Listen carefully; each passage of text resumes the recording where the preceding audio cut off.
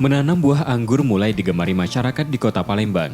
Minat bercocok tanam anggur selain mengisi waktu luang, juga sebagai hiburan warga saat masa pandemi COVID-19. Ahmad Fauzi, warga Palembang yang mulai menanam buah anggur, mulai memahami jika buah anggur memiliki 30 jenis, seperti New Boykonur Angelica, Trans, Taldun, Jupiter, Oscar hingga Kuras, yang mayoritas asal Ukraina.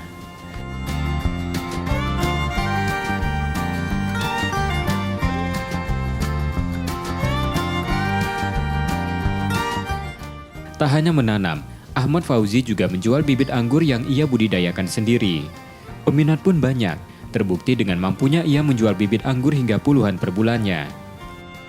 Kalau untuk selama ini masyarakat cukup antusias untuk menanam, apalagi kalau sudah lihat ada beberapa contoh buah yang bisa mereka lihat langsung dan mereka kita berikan edukasi. Di sini edukasinya baik berupa bagaimana menyiapkan media yang baik atau pemangkasan yang baik. Jadi masyarakat tidak hanya membeli bibit tapi juga mendapatkan informasi atau edukasi yang terkait tentang penanaman anggur.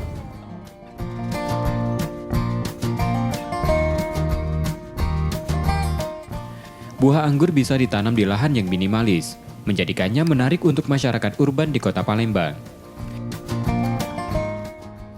Pilih anggur kayaknya tanaman ini kan baru tren, mungkin udah lama, tapi akhir-akhir ini begitu tren sehingga kayaknya tertarik untuk lahan-lahan yang sempit ukuran, sekaligus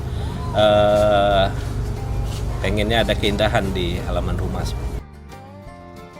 Bibit anggur di tempat Ahmad Fauzi tersebut dijual mulai Rp125.000 hingga Rp500.000, tergantung dari jenis dan ukuran bibit anggur. Nur Muhammad, Kompas TV, Palembang.